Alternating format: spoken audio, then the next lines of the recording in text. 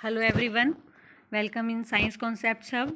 In the last lecture we discussed about the importance of microorganisms in our daily life, and we used to discuss about the use of microorganism in food, curd and cheese formation. Bakery के अंदर हमने पढ़ा था, alcoholic beverages में हमने पढ़ा था, next हमने पढ़ा था सीवेज ट्रीटमेंट में, ह्यूमन हेल्थ में क्या इंपॉर्टेंस है माइक्रो ऑर्गेनिजम्स की, हमने यहाँ तक डिस्कस कर लिया था. नेक्स्ट हमने वैक्सीनेशन के बारे में भी पढ़ा था.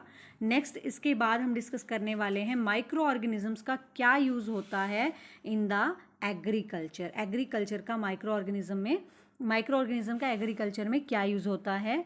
Late us discuss some bacteria and blue green algae. कुछ बैक्टीरिया और blue green algae they are able to fix the nitrogen. ये क्या कर सकते हैं, नाइट्रोजन को फिक्स कर देते हैं into the usable form of nitrogen. Actual में जो हमारे प्लांट्स होते हैं वो क्या करते हैं, the plants basically can not take the nitrogen in as such form. Simple form में नाइट्रोजन को वो नहीं ले सकते. नाइट्रोजन को किस में कन्वर्ट करना पड़ता है, nitrogen should be converted into nitrate और नाइट्राइट. और नाइट्राइट को कन्वर्ट करने के लिए कुछ बैक्टीरिया होते हैं, कुछ बैक्टीरिया और ब्लू ग्रीन एल्गी होते हैं जो नाइट्रोजन को फिक्स कर देते हैं इनटू द यूजेबल फॉर्म.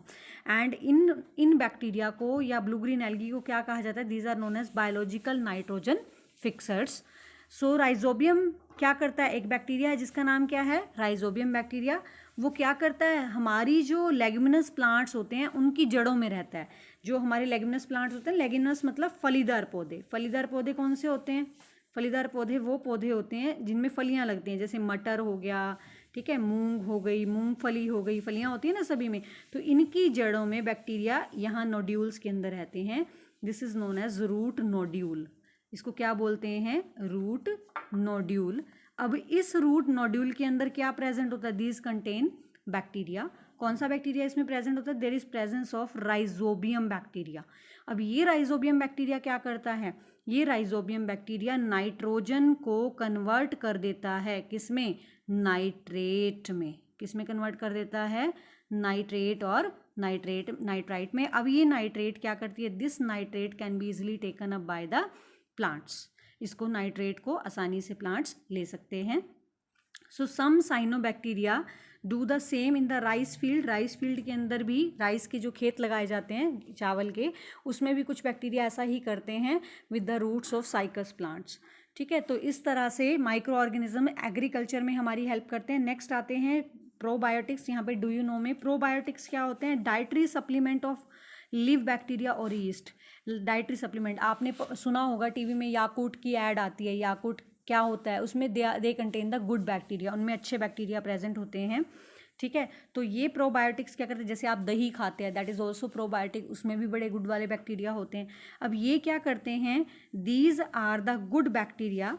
ये क्या करते हैं, हमारी बॉडी के अंदर डाइजेशन में हमारी हेल्प करते हैं. These can help prevent and treat the disease through a number of mechanism. ये हमारी बॉडी में बीमारियों से बचाने के लिए हमारी हेल्प करते हैं, बीमारी को ट्रीट करने के लिए हमारी हेल्प करते हैं. एक तरीका क्या होता है, फर्स्ट वे जो है इनका, that is directly with the disease causing micro organism make it harder for them to cause the disease causing micro organism के साथ इंटरैक्ट करते हैं और फटाफट से उसको किल कर देते हैं. ठीक है, पहला तरीका ये होता है. और दूसरा तरीका क्या होता है, जैसे सपोज फॉर एग्जांपल इसमें दिया हुआ है injection of probiotic bacteria to prevent और ट्रीट डायरिया.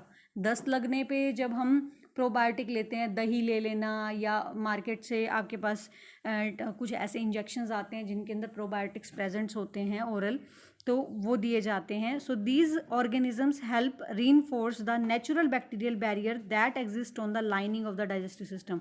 और कभी कभी क्या करते हैं, ये ऑर्गेनिज्म क्या करते हैं, नेचुरल बैक्टीरियल बैरियर को बढ़ावा देते हैं, जिससे क्या होता है, लाइनिंग ऑफ डाइजेस्टिव ट्रैक्ट पे वहाँ पे इकट्ठे हो जाते हैं और एडिशनल प्रोटेक्शन देते हैं अगेंस्ट द पैथोजेनिक ऑर्गेनिज्म. उसको पैथोजेनिक बैक्टीरिया, जो पैथोजेनिक माइक्रो ऑर्गेनिज्म, उनको किल करने में हेल्प कर रहे हैं, जिसकी वजह से बैक्टीरिया हो रहा है.